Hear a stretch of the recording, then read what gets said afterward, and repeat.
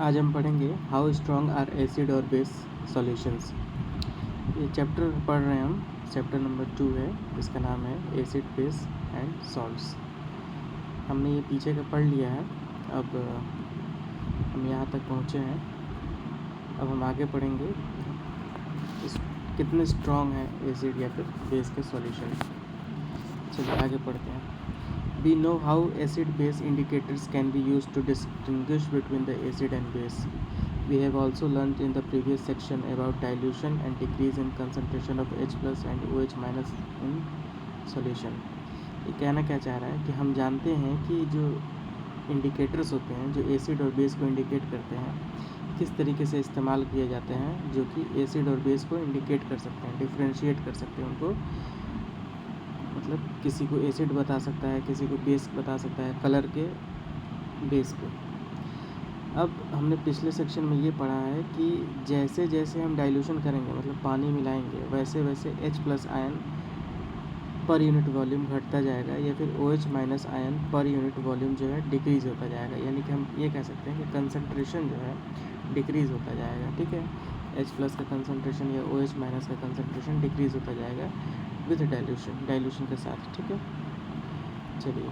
Can we quantitatively find the amount of this ion present in a solution. क्या किसी solution में जो ion मौजूद है, क्या हम उसकी क्वांटिटी को जान सकते हैं? हाँ भाई, जान सकते हैं। कैन बी जज how strong A given acid और बेस इज। तो जो सॉल्यूशन दिया गया है वो एसिड का सॉल्यूशन हो सकता है या बेसिक सॉल्यूशन हो सकता है, तो वो कितना स्ट्रॉन्ग है उसके बारे में हम जान सकते हैं। हाँ, जान सकते हैं, जज कर सकते हैं कितना ज़्यादा स्ट्रॉन्ग है। ठीक है, किसी की तुलना में कितना ज़्यादा स्ट्रॉन्ग है। चलिए, we can do this by making use of universal indicator which is a mixture of several indicators. एक यूनिवर्सल इंडिकेटर बनाया गया है जो कि कई सारे इंडिकेटर का मिक्सचर है। और ये यूनिवर्सल इंडिकेटर क्या शो करता है? ये डिफरेंट कलर शो करता है डिफरेंट कंसंट्रेशन पे। ठीक है, और किसके लिए सेंसिटिव है? तो हाइड्रोजन आयन के लिए सेंसिटिव है। मतलब ये कहना चाह रहा है कि universal indicator shows different colours at different concentration of hydrogen ions in a solution.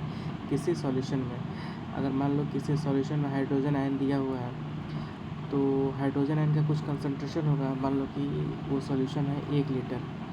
1 litre एक सॉल्यूशन हमने ले लिया, बीकर के अंदर 1 लीटर ले लिया, और उसमें कुछ हाइड्रोजन आयन फिक्स है। मान लो 100 हाइड्रोजन आयन फिक्स है, 100 हाइड्रोजन आयन है उसमें 1 लीटर में। लेकिन हमने क्या किया, तो हमारा यहाँ कंसंट्रेशन हो जाएगा जो 100 पर यूनिट लीटर। मतलब कि 100, हम कहेंगे कि 100 हाइड्रोजन आयन है 1 लीटर में, 100 हाइड्रोजन आयन है 1 लीटर में। लेकिन अगले ने क्या किया कि उसमें डाइल्यूशन कर दिया, मतलब और पानी मिला दिया। मान लो 2 लीटर पानी मिला दिया, तो 2 लीटर पानी मिला देने से क्या होगा कि हम कहेंगे कि 100 हाइड्रोजन आयन है 2 लीटर में। यानी कि हम पर यूनिट वॉल्यूम चेक करेंगे, पर यूनिट लीटर कितना है।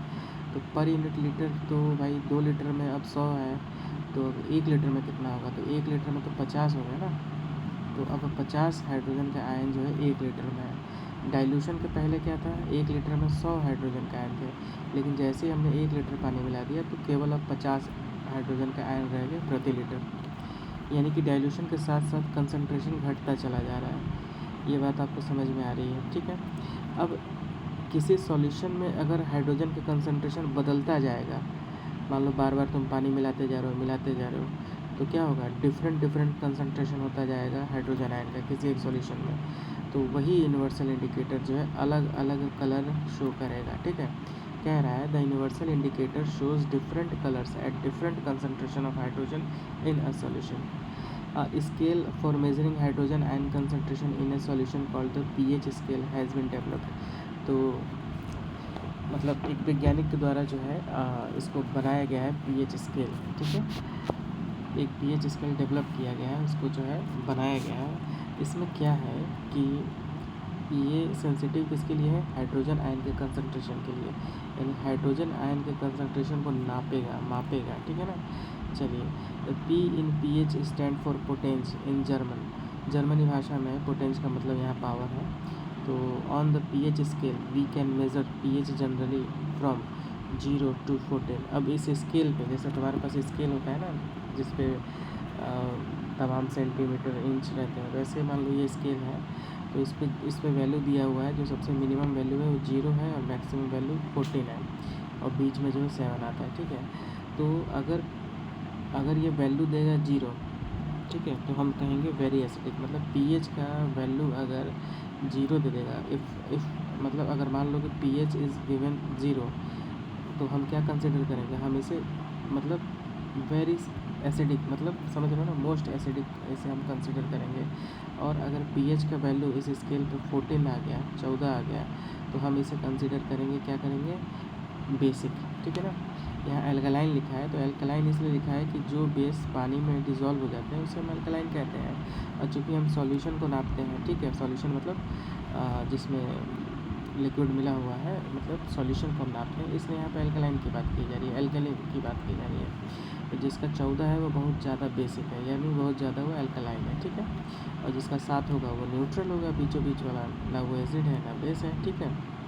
मतलब ना वो नेट एसिड है ना बेस है, दोनों की तरफ बिहेव कर सकता है, डिपेंड करता है हम किसके साथ तुलना कर रहे हैं। अगर उसका तुलना हम, अगर मान लो किसी का pH 7 है, उसकी तुलना हम pH 8 वाले से कर रहे हैं, तो pH 8 वाला तो बेसिक है, लेकिन pH 8 की तुलना में जो 7 वाला है वो कैसा होगा, वो बिहेव करेगा एसिड की तरफ बिहेव करेगा, यानी कि pH 8 वाला जो है बेसिक की तरफ बिहेव करेगा और pH 7 वाला एसिड की तरफ बिहेव करेगा। तो हम जज कर सकते हैं, केवल तुलना में जज कर सकते हैं। देखो ऊपर के पैराग्राफ लिखा है, कैन वी जज how strong A given acid और बेस इज।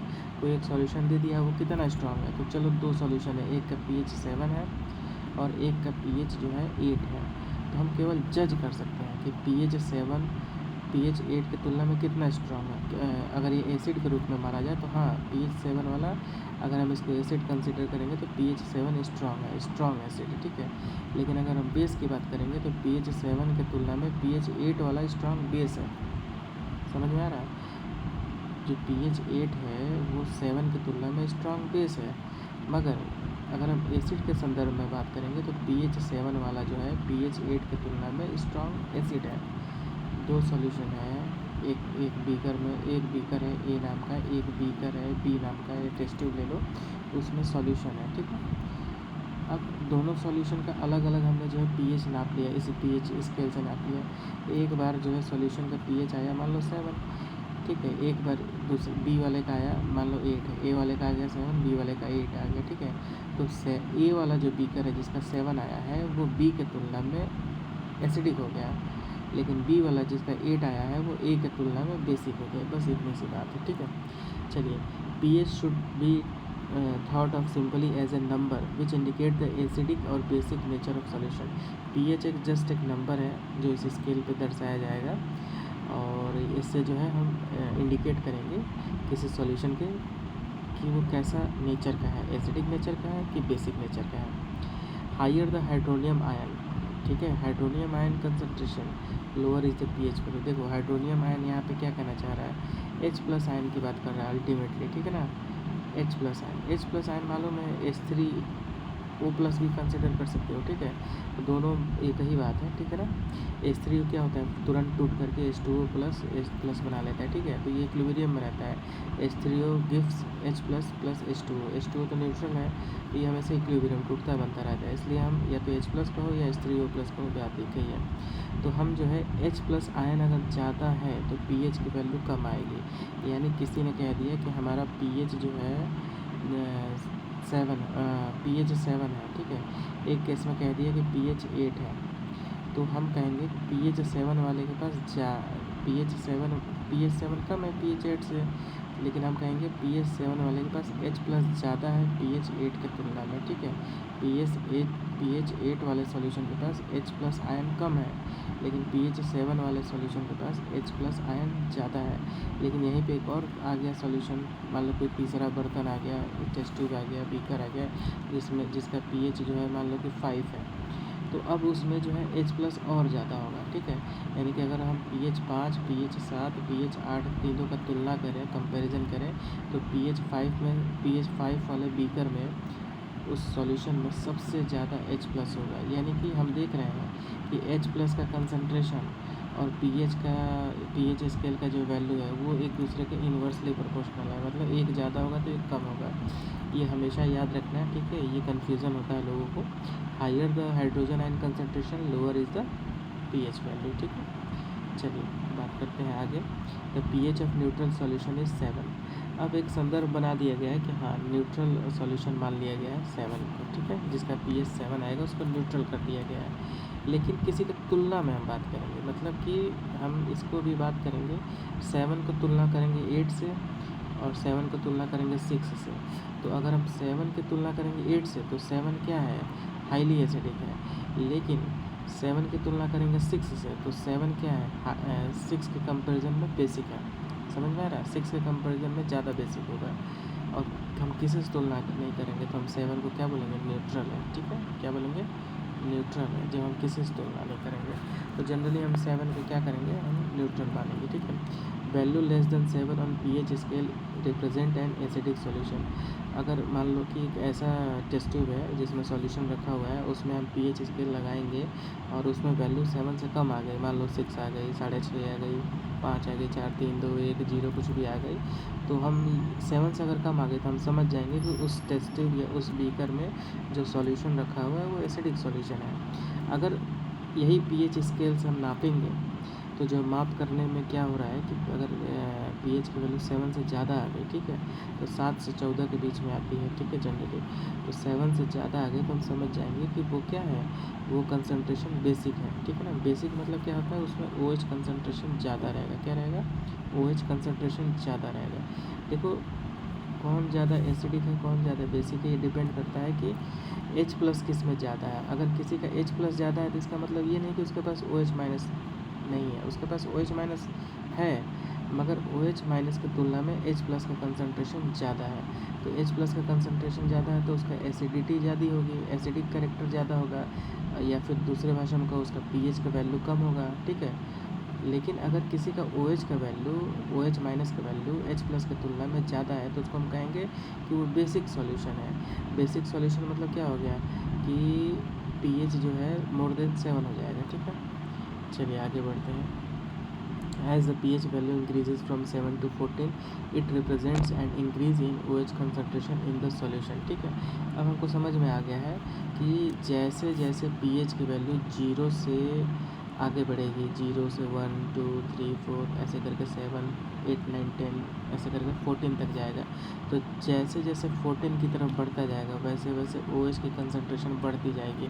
आप इस फिगर में देखिए, इस स्केल में जो है पीएच का वैल्यू जब 0 आ जा रहा है, पीएच का वैल्यू जब 0 आ जा रहा है, लेफ्ट हैंड साइड में देखना है, यहाँ पे पीएच का वैल्यू जब 0 आ जा रहा है तो वहाँ पे केवल और केवल H+ का कंसंट्रेशन है और OH का कंसंट्रेशन ये रहा OH, ये रहा OH, ठीक है। सफ़ेद वाले में लिखा है और नीले वाले में लिखा है, नीले वाले में H+ लिखा है। तो अब समझते हैं कि pH of neutral solution is 7। Neutral solution का पीएच जो है 7 होता है। अगर 7 से कम पीएच स्केल वैल्यू आ रहा है तो हम ये समझेंगे कि एसिडिक सॉल्यूशन है, ठीक है। As the pH value increases from 7 to 14, जैसे जैसे 7 से बढ़ता जाएगा तो हम इसे समझेंगे कि बेसिक सॉल्यूशन होते जा रहा है, ठीक है। अगर मान लो कि किसी का pH 8 है, किसी का pH 9 है, तो 9 वाला ज़्यादा बेसिक है विथ कंपेयर टू 8 वाले की तुलना में। अगर कोई pH 9 है और कोई 10 है तो 10 वाला ज़्यादा बेसिक है 9 वाले की तुलना में, ठीक है। तो pH बढ़ने का मतलब क्या है कि increase in concentration of the OH। अगर pH बढ़ रहा है तो pH इसलिए बढ़ रहा है कि OH का कंसंट्रेशन सॉल्यूशन में बढ़ रहा है, ठीक है, और हाइड्रोजन का कंसंट्रेशन घट रहा है, ठीक है। दोनों एक ही बात है, OH बढ़ना और हाइड्रोजन घटना दोनों कंपैरेटिवली होता है। अगर मान लो H+ ज़्यादा है तो हम कहेंगे H+ अगर OH से ज़्यादा है तो हम कहेंगे एसिडिक है। अगर OH ज़्यादा है H+ से तो हम कहेंगे बेसिक है। ये एक तुलनात्मक बात होती है। तो वही कहना चाह रहा है कि जब भी 7 से ज़्यादा pH होगा तो OH की कंसंट्रेशन H की तुलना में ज़्यादा होगी सॉल्यूशन के अंदर, ठीक है। लिखा that is the increase in strength of alkali. तो जितना OH ज़्यादा रहेगा उतना एल्कली का स्ट्रेंथ ज़्यादा रहेगा, यानी बेस का स्ट्रेंथ ज़्यादा रहेगा, और जितना H ज़्यादा रहेगा उतना एसिड का स्ट्रेंथ ज़्यादा रहेगा, ठीक है। Generally paper impregnated with the universal indicator is used for the measuring pH। एक पेपर जैसा रहेगा, मतलब लंबे से पेपर में उस पर जो है यूनिवर्सल इंडिकेटर लगा होगा, ठीक है। तो वो यूनिवर्सल इंडिकेटर जो है क्या करेंगे, यूनिवर्सल इंडिकेटर जो है पीएच मेज़र करने के लिए काम आता है। यूनिवर्सल इंडिकेटर मालूम है, कई सारे इंडिकेटर का मिक्स करके जो है यूनिवर्सल इंडिकेटर बनाया जाता है, ठीक है। अब इसमें देखो फिगर में दिया है, एक तरफ 0 है, एक तरफ 14 है, बीच में 7 है। तो जैसे जैसे हम 0 की तरफ जा रहे हैं, अप्रोच कर रहे हैं, 7 न्यूट्रल है, ये वाटर का कंडीशन बता रहा है। जैसे जैसे 0 की तरफ जा रहे हैं तो लिख रहा है कि एसिडिक, तीर बना के लिखा है acidic nature increasing, acidic nature increasing. जैसे जैसे हम 7 to 0 जा रहे हैं तो एसिडिक नेचर बढ़ रहा है। तो नीला वाला देखो, नीला वाला इधर कम है, ये देखो कम है नीला वाला। और जैसे जैसे इधर बढ़ रहे हैं तो नीला वाला बढ़ते जा रहा है। और जैसे जैसे 0 के पास है तो पूरा नीला हो गया, सफ़ेद एकदम गायब हो गया। लेकिन 0 से जैसे हम 7 की तरफ जा रहे हैं तो देखो ये सफ़ेद वाला जो है बढ़ते जाएगा। ये ऐसा ग्राफ दिया है, देखो सफ़ेद वाला बढ़ते जा रहा है, ठीक है, बढ़ते जा रहा है। और 7 पे इसको ऐसा होना चाहिए था कि दोनों बराबर हो जाना चाहिए था, दोनों बराबर हो गया, ठीक है। तो बीच में जो डैश डैश करके लाइन दिखा रहा है, ये दोनों बराबर करने का दिखा रहा है, थोड़ा एग्जैक्टली दिखाना चाहिए। और जैसे जैसे हम 14 की तरफ जा रहे हैं तो OH का कंसंट्रेशन देखो, ये OH वाला खाना है, OH सफ़ेद वाला खाना, OH बढ़ता जा रहा है। और देखो नीलापन घटते जा रहा है, मतलब नीला घटने का मतलब ये है कि H प्लस की कंसंट्रेशन धीरे धीरे घट रही है। और इधर आ करके जो है एकदम 14 के पास में तो H एकदम ख़त्म हो गया है, केवल और केवल OH बचा है, ठीक है, OH माइनस। तो OH माइनस ज़्यादा है तो उसको बोलेंगे बेसिक नेचर, देखो लिख रहा है बेसिक नेचर इंक्रीजिंग, ठीक है। और ये लिखा है इधर decrease in the H plus ion concentration, नीचे लिखा है decrease in the H plus ion concentration, तीर बना दिया है 14 की तरफ। तो 14 की तरफ जाएंगे तो दो बातें होंगी, एक तो बेसिक नेचर बढ़ रहा है और ग्राफ में दिखा रहा है, मतलब कि OH बढ़ रहा है, फोटो में दिखा रहा है। और नीचे लिख दिया कि decrease in the H plus ion concentration, ठीक है। और अगर हम 7 से उल्टा 0 की तरफ जा रहे हैं तो देखो नीचे लिखा है कि H प्लस का कंसंट्रेशन बढ़ रहा है और ऊपर लिखा है कि एसिड नेचर बढ़ रहा है। और एक और चीज़ मन में लिख लो कि OH का कंसंट्रेशन घट रहा है, ठीक है। चलो ये कह रहा है variation of pH with the change in the concentration of H plus and OH minus ion. तो H प्लस और OH का माइनस आयन का कंसंट्रेशन जो है इसके मात्रा के हिसाब पे, इसके क्वांटिटी के हिसाब से हम डिसाइड करेंगे कि सॉल्यूशन का pH क्या होगा, किसी लिक्विड का pH क्या होगा, वो एसिडिक होगा, बेसिक होगा, ये क्या होगा, ठीक है। तो देखो इधर OH ज़्यादा है और इधर जो है H प्लस ज़्यादा है, OH कम है, तो इधर वाले एसिडिक है और इधर वाले जो है बेसिक है, ठीक है। तो 7 से कम एसिडिक, 7 से ज़्यादा बेसिक, 7 पे दोनों बराबर मौजूद होते हैं, जितना H प्लस उतना OH प्लस रहता है, ठीक। आगे पढ़ते हैं, आगे कोई एक्टिविटी है 2.11, इसमें लिखा है कि test the pH value of solution, table में जो दिया है इसका pH बताओ, रिकॉर्ड करो ऑब्जर्वेशन और नेचर बताओ सब्सटेंस का। ये सब तो तुम चीज़ें इधर उधर से देख के कर सकते हो, इसमें कोई सोचने वाली बात नहीं है। तो इसमें देखो लिखा है कि एक तरफ लिखा है टेबल में सीरियल नंबर दिख गया, 1 से लेकर 10 तक सीरियल नंबर दे दिया है, सॉल्यूशन लिखा हुआ है कि इसका सॉल्यूशन है। और एक तरफ जो है colour of the pH paper लगाया होगा, तो pH पेपर लगा के उसका कलर डिसाइड करोगे, यही pH पेपर जो है देखो नीचे लिखा है pH of some common substance shown on the pH paper colour. तो ये एक रफ गाइड है, ये pH पेपर कोई कलर है तो देखो 0 पे ये कलर, 1 पे ये कलर, 2 पे ये कलर, 3, 4 ऐसे करके 14 पे ये कलर आएगा। तो इस पे जो है करके मतलब जो है इन्होंने दिखाया है, तो कलर इसके हिसाब से आप लिखेंगे। और अप्रोक्सीमेट वैल्यू जो है बता दिया है कि pH की कितनी वैल्यू होगी, ठीक है। अप्रोक्सीमेट वैल्यू बताना है, ऐसा भी नहीं कि एकदम सटीक बता दो और सटीक वर्णन करना है, ऐसा नहीं है, एकदम अप्रोक्सीमेट वैल्यू बताना है, ठीक है ना। तो चलो इसको देखते हैं। सलाइवा का क्या होता है, सलाइवा बिफोर मील का, सलाइवा बिफोर मील रहेगा तो बेसिक रहेगा। तो देखो कायदन तो तुम्हें ये कहीं से अपने से रिसर्च करना चाहिए, ढूंढना चाहिए, बात समझा रहा है, ढूंढना चाहिए इसको जो है, और ढूंढ करके जो है कर सकते हो, ढूंढ के कर सकते हो, ठीक है। चलो सलाइवा का देख लो बिफोर मील, जब हमने खाना नहीं खाया है, तो खाना नहीं खाया मतलब नॉर्मल कंडीशन है। सलाइवा जनरली क्या होता है कि सलाइवा का pH वही ब्लड के आसपास में ही होता है। हालांकि हायर क्लासेस में जाओगे तो NCERT में लिखा हुआ है सलाइवा का pH जो है 6.8 होता है, ठीक है। सलाइवा का pH लिखा हुआ है 6.8, स्टमक में pH लिखा है 1.8 और इंटेस्टाइन का pH लिखा है 7.8 और ब्लड का pH लिखा है 7.4, ठीक है। 6.8 देखो ऊपर से नीचे की तरफ बढ़ते आ रहे हैं, माउथ में, फिर स्टमक में, फिर इंटेस्टाइन में, फिर ब्लड में। तो पहले खाना जो है माउथ में जाता है, फिर स्टमक में जाता है, फिर इंटेस्टाइन में जाता है, फिर अंततः वो ब्लड में पहुंच ही जाता है। ठीक है, तो हम pH बता रहे हैं 6.8, 1.8, 7.8, 7.4। ठीक है, ये NCERT का डाटा है, जो भी आप हायर क्लासेस में आके पढ़ोगे 11th-12th में, तो 11th क्लास में आप पढ़ोगे एग्जैक्टली। तो ये डाटा बदल भी सकता है, अलग अलग किताबों में कुछ अलग अलग दिया है। ठीक है ना, जैसे स्टमक का 1.8 की जगह लगभग 2 दे दिया है किसी में। तो सलाइवा जो बिफोर मील 6.8 होता है। ठीक है, लेकिन मतलब एग्जैक्टली कहो तो ये सलाइवा जो है, जो ब्लड का जो pH होता है, ब्लड का pH जो है एवरेज मतलब 7.4 होता है, लेकिन एग्जैक्टली बढ़ता घटता रहता है, 7.35 से लेकर के 7.45 होता है। ठीक है, तो इसका हम एक एवरेज ले लेते हैं 7.4। ठीक है, ऐसा तो है नहीं कि हमेशा एक बराबर pH रहेगा ब्लड का, हालांकि रहता है एक बराबर, लेकिन हल्का सा माइन्यूट बहुत नाम के लिए जो अलग अलग रहता है। ठीक है, तो 7.40 एक एवरेज हमने ले लिया है, तो उतना ही जो है pH जो है बिफोर मील सलाइवा का रहता है। ठीक है, तो अब इस पर हम मिला लेंगे 7.4 पे क्या आ रहा है, पेपर का कलर आ रहा है, इस पर जो है pH पेपर कलर आ रहा है, तो कलर अपने हिसाब से लिख लेना। ठीक है, और सलाइवा हो गया तुम्हारा आफ्टर मील, खाना खाओगे तो माउथ में फूड जाएगा, फूड पार्टिकल जाएगा तो बैक्टीरिया भी जाएगा, बैक्टीरिया जाएंगे तो कुछ बैक्टीरिया तो किल हो जाते हैं सलाइवा में,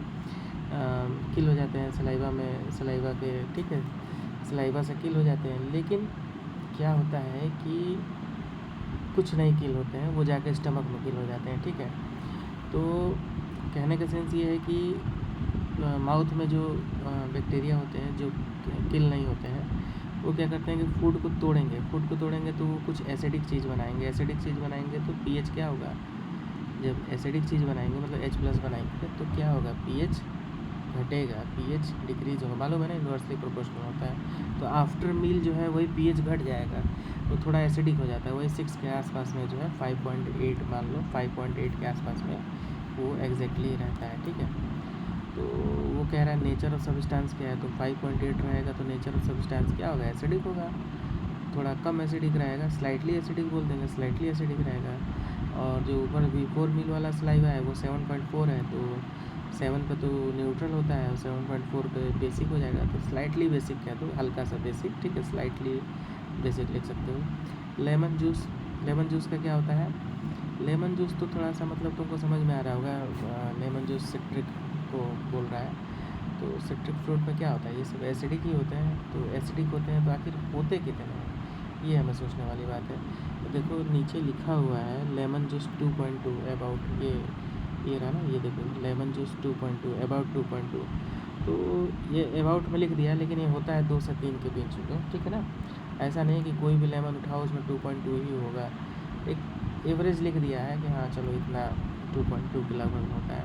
तो तुम कुछ भी लिख सकते हो, 2.5 लिख दो, अबाउट में लिख दो, अबाउट ऊपर लिख भी दिया ना, देखो इसमें लिखा है अप्रोक्सीमेट वैल्यू, मतलब एकदम तुमसे एग्जैक्ट नहीं पूछ रहा है, आसपास की वैल्यू लिख सकते हो, तो 2.5 लिख दो, 3 लिख दो, 2 लिख दो, कुछ भी लिख दो, मतलब 2.2 के आसपास में। जब NCERT कह रहा है तो इसी के आसपास की चीज़ लिख दो, चाहे इसी को उठा के लिख दो।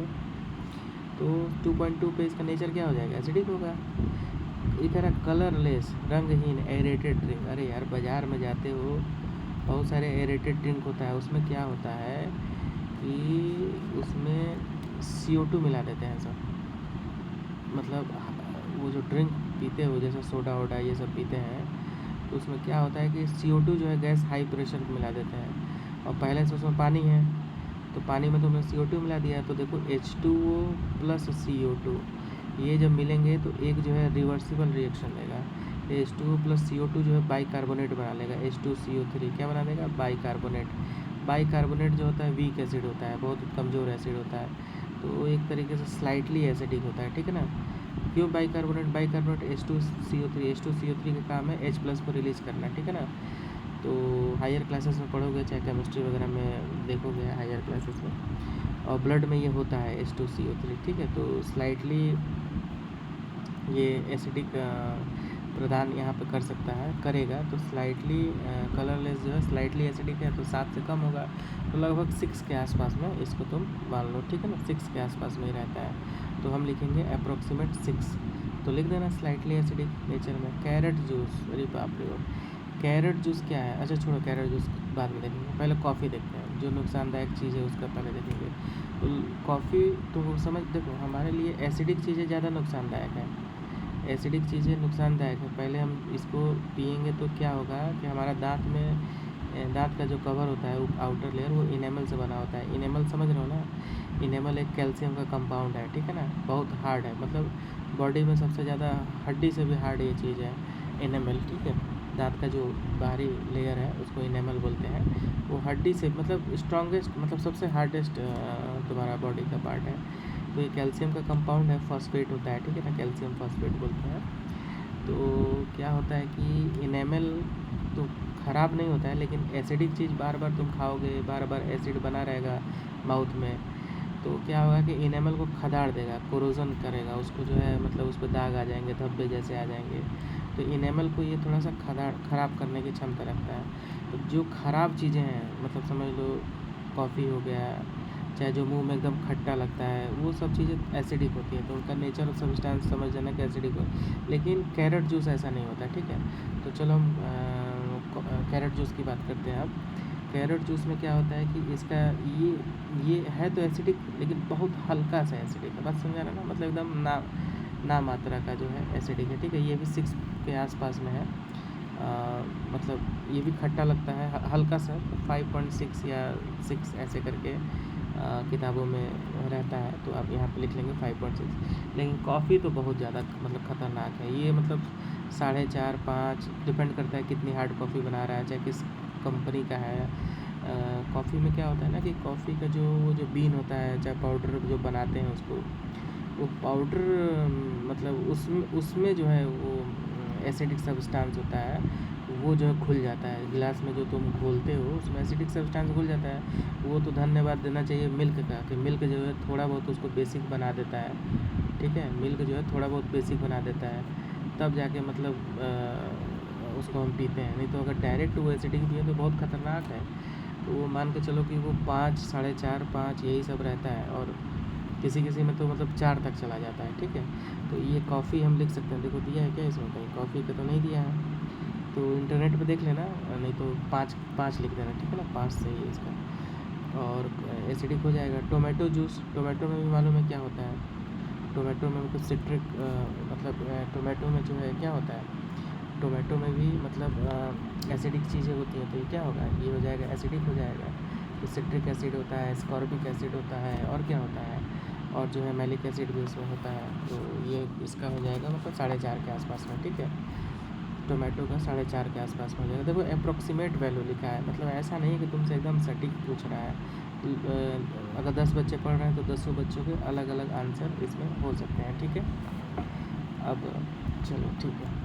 अब टोमेटो जूस में लिख देना नेचुरल सब्सटेंस एसिडिक हो गया, कॉफ़ी में एसिडिक हो गया, और कैरेट जूस में भी स्लाइटली एसिडिक हो गया, ठीक है?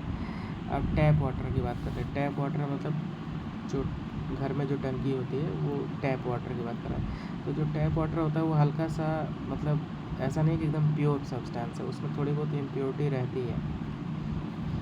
तो जब थोड़ी बहुत इम्प्योरिटी रहती है तो उसका पीएच थोड़ा सा ज़्यादा होता है। मतलब कि नॉर्मल वाटर का तो 7 होता है, लेकिन इसका पीएच थोड़ा सा ज़्यादा होता है, 7.5 होता है, ठीक है? 7.5 तो यहाँ लिखेंगे 7.5, तो इसका हो जाएगा स्लाइटली बेसिक।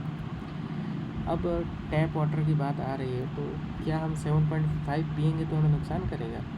क्योंकि पानी का तो 7 होना चाहिए। तो देखो जो मतलब रिसर्च किया गया है, रिसर्च के हिसाब से जो ह्यूमन को, मानव को जो पीने वाला सेफ़ पीएच का जो रेंज है 6.5 से लेकर के और 8.5 तक पीएच हम पी सकते हैं, ठीक है?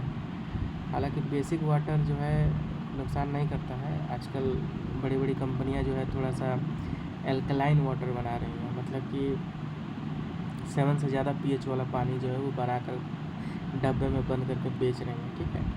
तो 6.5 से लेकर 8.5 तक जो ह्यूमन के लिए सेफ़ समझा गया है। तो टैप वाटर 7.5 देता है, इसको आदमी पी सकता है, कोई दिक्कत नहीं है।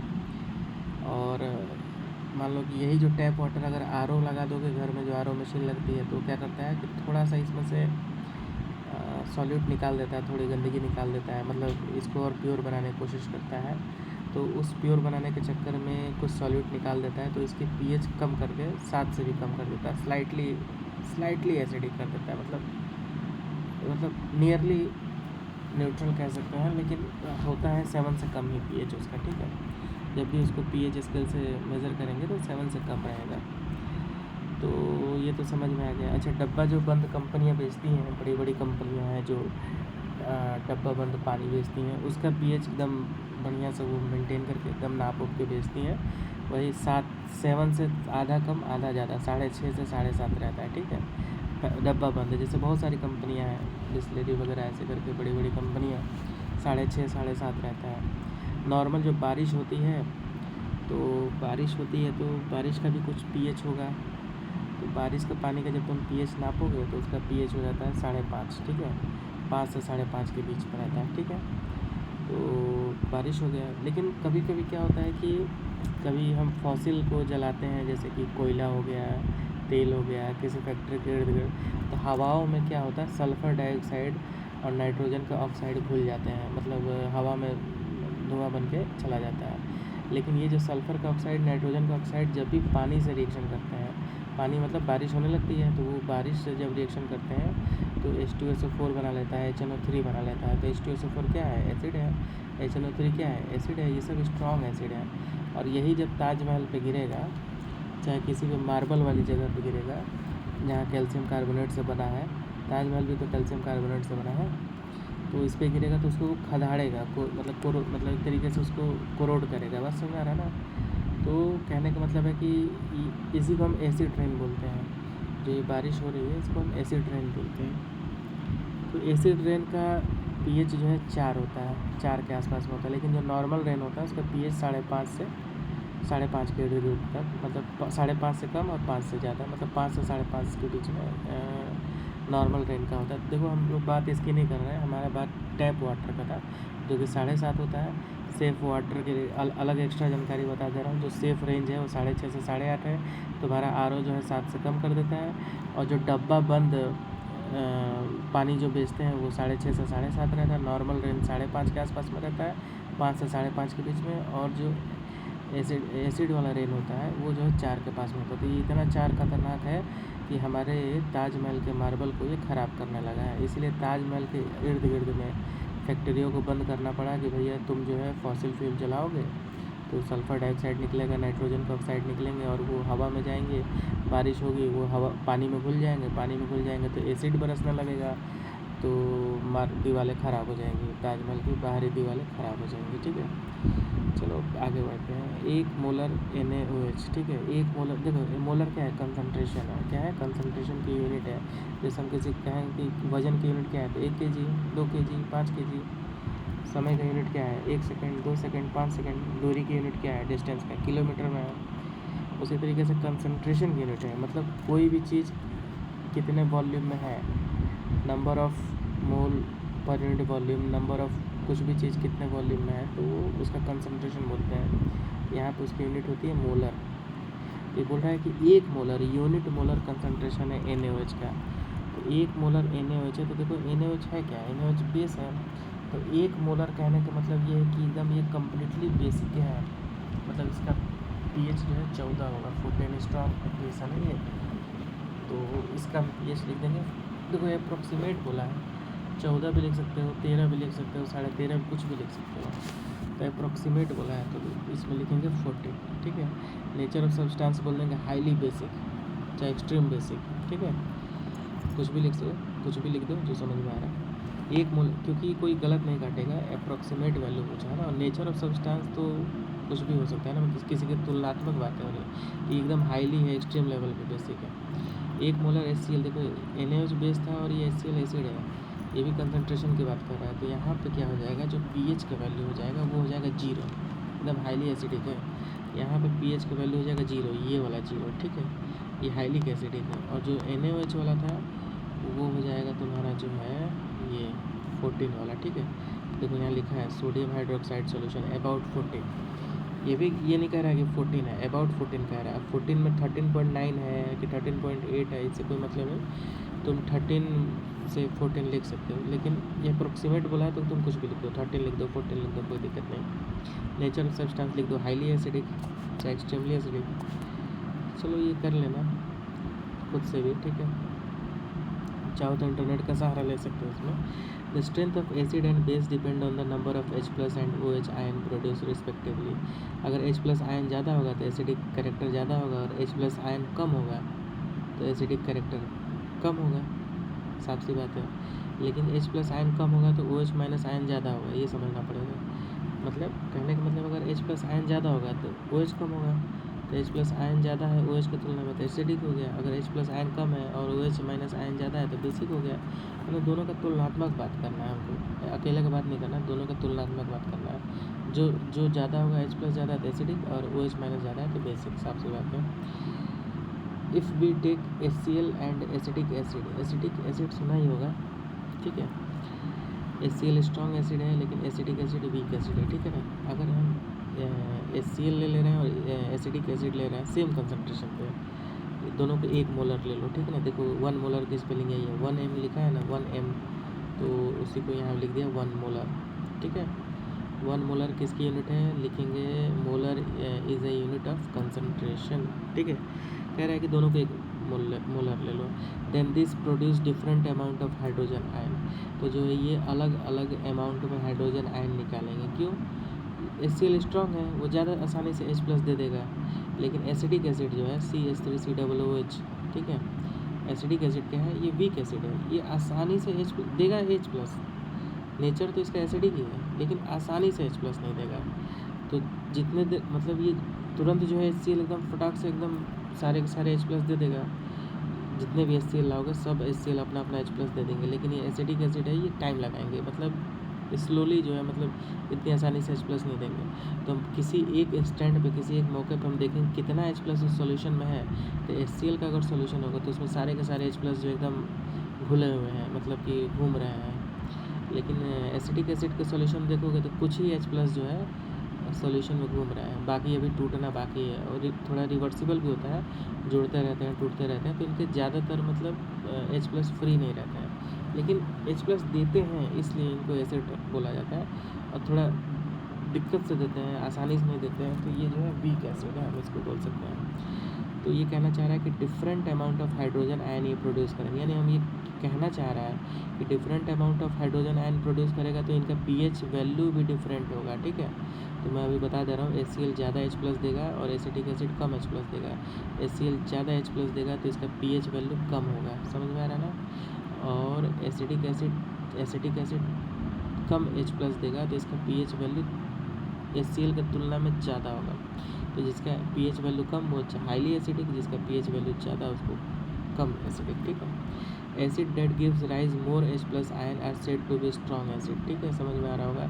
Acid that gives less H plus ion are said to be weak acid, जो ज़्यादा H प्लस देगा वो स्ट्रॉन्ग एसिड कहलाएगा, जो कम H प्लस देगा वो वीक एसिड कहलाएगा।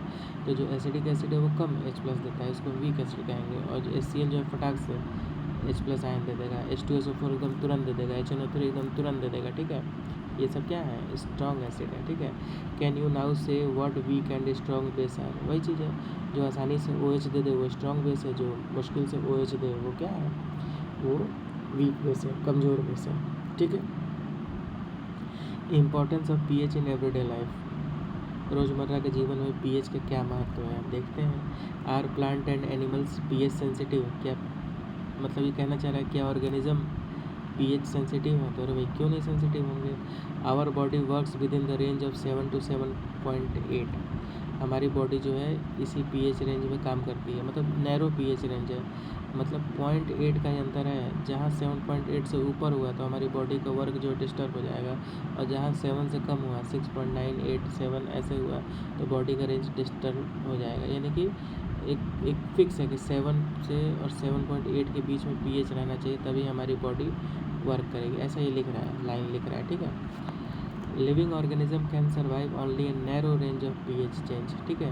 तो pH का चेंज नैरो में होना चाहिए, 7 हो जाए, 7.1 हो जाए, 7.2 हो जाए, चेंज होकर के 7.3 हो जाए, 7.7 हो जाए, 7.8 हो जाए। अब ऐसा नहीं कि 8.3 हो जाए, 8.5 हो जाए, 7.8 के बाद होने लगा तो फिर गलत, मतलब कि बॉडी का वर्क जो है कॉम्प्रोमाइज़ होने लगेगा, ठीक है। When pH of rain water is less than 5.6, क्या कह रहा है कि when pH of rain water is less than 5.6 it is called the acidic rain, जब 5.6 से जब pH कम हो जाता है बारिश के पानी का तो उसको हम एसिडिक रेन कहने लगते हैं। लेकिन जो खतरनाक जो एसिडिक रेन बता रहे हैं जो मार्बल को ख़राब कर रहा है, चाहे जिसको वास्तव में कहा जाता है कि हाँ ये एसिड रेन हो रहा है, वो 4 के आसपास में रहता है, 4 4.5, ठीक है। तो हालांकि 4 4.5 5.6 तक कमी है, तो हम याद कर लेंगे rain water, normal rain water का जो pH होता है वो 5.6 रहता है, ठीक है ना। और 5.6 से अगर कम हो गया तो हम कह देंगे कि वो एसिडिक रेन है, ठीक है। व्हेन एसिड रेन फ्लोज, मतलब ऐसा इसमें लिखा है तो इसके हिसाब से हम समझ लेंगे कि बारिश का पानी 5.6 और इससे कम हो गया तो एसिड रेन हो गया, ठीक है। चलो आगे आगे हम लोग देखते हैं, ठीक है ना। वैसे अगर आप, ऐसा नहीं है कि आप कहीं सर्च करेंगे चाहे बारिश का पानी होगा तो आप उसको चेक करेंगे तो ऐसा नहीं कि एग्जैक्टली 5.6 आएगा, वो 5.5 के आसपास में आता है। और जो एसिडिक रेन है वो 5.6 से कम रहता है, काफ़ी कम रहता है, मतलब वो 4.5 4.5 ऐसे आता है। मतलब किताब में अब ऐसा डाटा दे दिया गया है, लेकिन वो डाटा मतलब एग्जैक्ट थोड़ा बहुत फ्लक्चुएट करता रहता है, पॉइंट की बात है। चलिए, और हायर क्लासेस में जाएंगे तो और ये वैल्यू थोड़ा बहुत जो है मतलब डिफ़र करती है, ठीक है। चलिए, और एनसीईआरटी भी देखो कई सालों पे मॉडिफाई होती है, तो कुछ ना कुछ वैल्यू थोड़ा बहुत, मतलब मैं यहाँ की बात नहीं कर रहा हूँ एग्जैक्टली।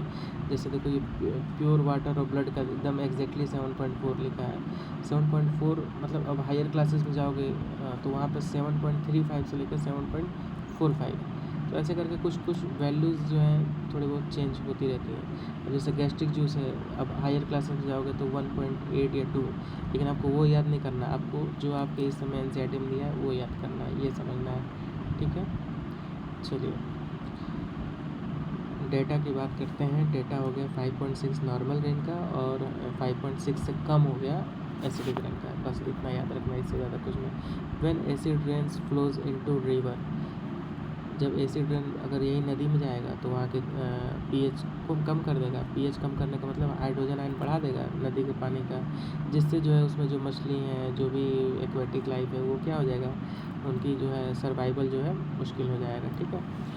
चलिए आगे पढ़ते हैं। Acid in our planet, other planet, acid दूसरे प्लेनेट पे एसिड है कि नहीं ये जानते हैं। डू यू नो, क्या तुम जानते हो, that atmosphere of Venus is made up of thick cloud, ठीक है ना। तो ये कहना चाह रहा है कि वीनस का जो एटमॉस्फेयर है वो मोटे बादलों से बना हुआ है, ठीक है। तो मोटे बादल, अब उस बादल की क्या क्वालिटी ये है कि वाइट है और येलो है, ठीक है, सफ़ेद है और येलो है, ठीक है ना। चलो, और आखिर वो क्लाउड किसका है। यहाँ अपने यहाँ जो क्लाउड होता है वो तो भाई H2O का रहता है, पानी का होता है, लेकिन वहाँ पे क्लाउड जो है H2SO4 का है, ठीक है ना। तो यहाँ पे जो क्लाउड होता है वो H2O का होता है, तो पानी बरसता है, और वहाँ पे H2SO4 का है, तो जाहिर सी बात है कि एसिड बरसेगा। H2SO4 क्या है, सल्फ्यूरिक एसिड, एसिड है ना। Do you think life can exist on that planet, नहीं भैया नहीं होगा, प्लेनेट पे एग्जिस्ट नहीं करेगा, ठीक है। अब कह रहा है कि बहुत ज़्यादा दिया है, कह रहा है कि pH, कह रहा है कि what is the pH of the soil in your backyard, ठीक है। अब ये बताना चाह रहा है कि बैकयार्ड मतलब पौधे को उगाने के लिए क्या pH होगा। तो देखो, पौधे को उगाने के लिए जो है pH थोड़ा सा बेसिक ही होना चाहिए, ठीक है।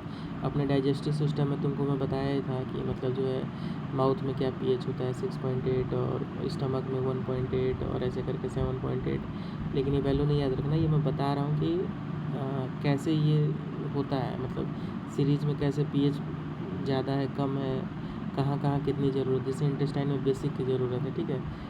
टूथ डिके के लिए pH चेंज जो है, हालांकि देखो लिखा भी हुआ है कैल्शियम, देखो यहाँ लिखा है कैल्शियम हाइड्रोक्सी एपेटाइटिस को याद कर लो, ठीक है ना। तो इनेमल की बात कर रहा है, ठीक है ना, ये इसको याद कर लो। तो ये बना किससे है, कैल्शियम हाइड्रोक्सी एपेटाइट, ये बना है एक क्रिस्टलाइन फॉर्म है, ठीक है ना, एक सॉलिड स्ट्रक्चर है कैल्शियम फॉस्फेट का, ठीक है ना। Hardest substance in the body लिखा है, hardest substance in the body, ठीक है। Self defence of animals and plant through the chemical warfare, ठीक है। अब हनी बी का जो डंक होता है वो एसिडिक होता है, तो हम क्या करेंगे, कोई बाहर से कोई बेसिक चीज़ लगा देंगे, जैसे चूना लगा देंगे, कैल्शियम कार्बोनेट, या फिर बेकिंग सोडा लगा देंगे। बात समझ आ रहा है ना, क्या लगा देंगे, बेकिंग सोडा, ठीक है, सोडियम बाइकार्बोनेट लगा सकते हैं, ठीक है। तो कुछ भी हम बेसिक चीज़ बाहर से लगा देंगे तो एसिड को बेसिक क्या करेगा, न्यूट्रलाइज करेगा, ठीक है। अगर हमारे ये देखो खेत बैकयार्ड में अगर एसिडिक ज़्यादा हो गया है तो हम वहाँ पे क्या करेंगे, बेसिक चीज़ का छिड़काव कर देंगे, तो वहाँ पे जो है क्या होगा, बेसिक एनवायरनमेंट क्रिएट हो जाएगा। ठीक है, चलो हम ये अगले में पढ़ाएंगे, इसलिए इसको ऐसा बता रहे हैं। अब देखो यहाँ पे लिखा है, ये याद कर लो, ये हायर क्लासेस में भी आएगा। विनेगर में एसिटिक एसिड, ऑरेंज में सिट्रिक एसिड, और ये टार्टेरिक और ऑक्जेलिक याद कर लो, कंपटीशन में पूछता है।